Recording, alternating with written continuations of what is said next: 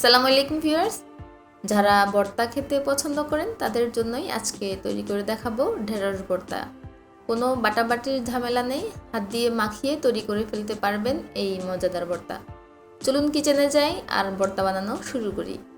ভর্তা বানানোর জন্য আমি 200 গ্রাম কচি দেখে ঢেঁড়স নিয়েছি। ভর্তার জন্য অবশ্যই কচি দেখে ঢেঁড়স নিতে হবে।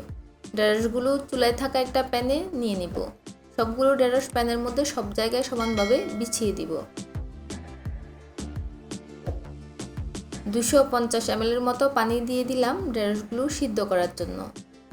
পানি এমন পরিমাণে দিতে হবে যাতে করে ঢেঁড়স সিদ্ধ হওয়ার সাথে সাথে পানিগুলো শুকিয়ে যায়।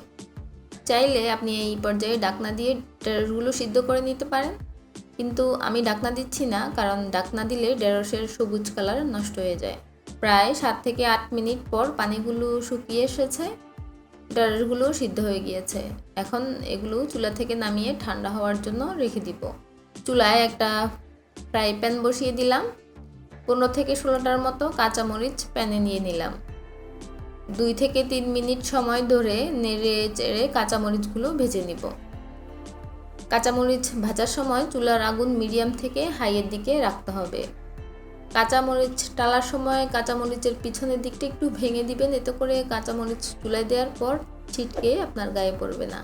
কাঁচামরিচগুলো টালা হয়ে গিয়েছে। একটা প্লেটে আমি সিদ্ধ করা ঢেঁড়সগুলো নিয়ে নিচ্ছি।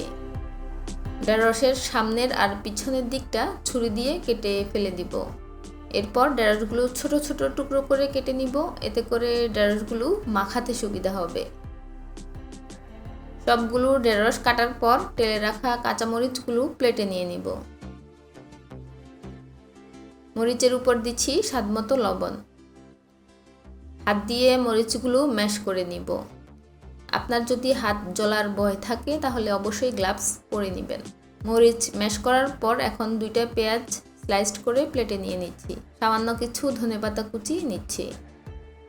কাঁচামরিচের সাথে পেঁয়াজ আর ধনেপাতা ম্যাশ করে নেব।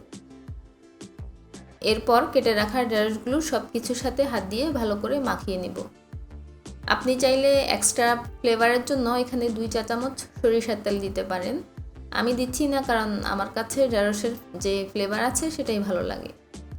আর তেল দিয়ে আমি ভর্তার ক্যালোরির পরিমাণ বাড়াতে চাই না। তৈরি হয়ে গেল খেতে খুবই সুস্বাদু ঢেঁড়স ভর্তা।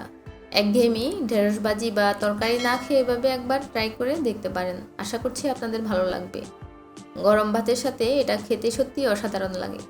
আজ বিদায় নিচ্ছি, দেখা হবে অন্য কোনো ভিডিওতে। আল্লাহ হাফেজ।